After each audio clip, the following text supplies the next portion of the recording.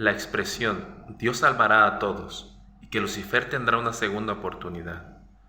Tan solo esta expresión es un cuestionamiento, no solo a una iglesia en particular, sino a todo el cristianismo.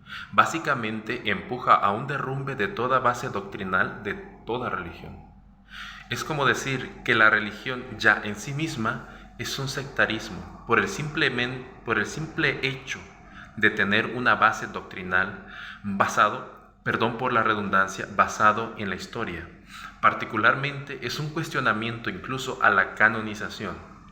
Lo que quiero decir con esto es, dicho de otra forma, creer que Dios nos salvará a todos, no importando si queremos ser salvos o no, y que Lucifer tiene una segunda oportunidad, es un cuestionamiento a la interpretación bíblica de toda religión.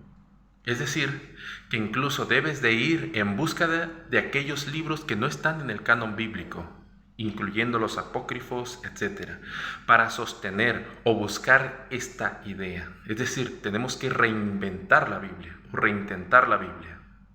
Ahora, cuestionar una verdad no es malo, es bueno.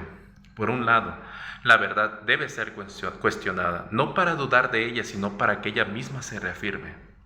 Decir que la verdad no debe ser cuestionada no es otro espíritu que el de imposición, no es el espíritu de Cristo.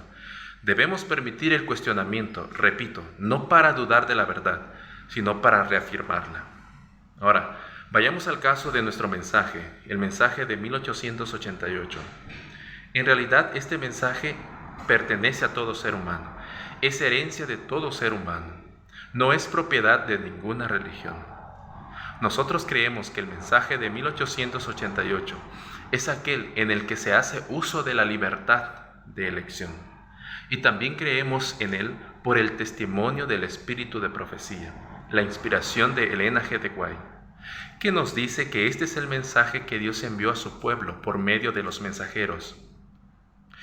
Esta expresión, Dios salvará a todos y le dará incluso una segunda oportunidad a Satanás, es un cuestionamiento al conflicto cósmico o a la versión del conflicto cósmico que hemos llegado a conocer por medio del espíritu de profecía.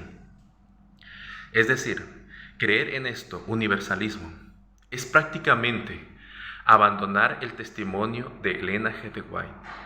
Es a hacer a Elena G. de White a un lado, parcial o totalmente.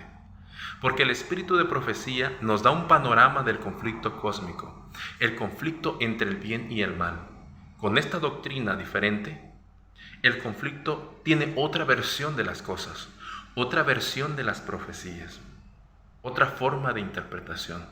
Esto es muy interesante. Y he llegado a la conclusión de que Satanás tiene su propia versión de las cosas.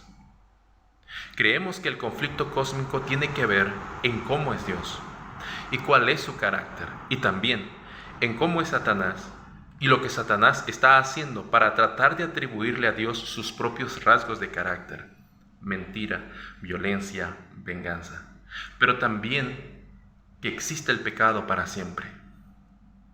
Mi cuestionamiento a esta nueva doctrina, basándonos en la interpretación adventista junto a los escritos de Elena G. de White, es: si Dios va a salvarme aunque yo no quiera salvarme, entonces Él pudo evitar que la familia humana cayera en pecado. Quizás puedan decir, no, es que era necesario, pues Dios quería revelar su carácter, su misericordia, su bondad, su amor, permitiendo la caída y salvando y dando todo por la familia humana. Pero entonces vuelvo a preguntar, ¿cuál es la necesidad de permitir el dolor y la muerte en la familia humana por tanto tiempo? Y al fin todos serán salvos. Otra pregunta, ¿quién se está beneficiando con esta visión o versión del conflicto? Satanás. Mi conclusión, esta nueva doctrina tiene como centro de atención no la salvación del hombre, no la revelación del carácter de Dios, sino la salvación de Satanás. Ahora, por favor, una petición. Quiero aprovechar, por favor, para que oren por todos nuestros hermanos, especialmente los que están llevando adelante este mensaje. Apoyen, por favor, a Kenny y su ministerio de impresión en Colombia. Estamos viviendo en tiempos verdaderamente cruciales en la historia de la humanidad.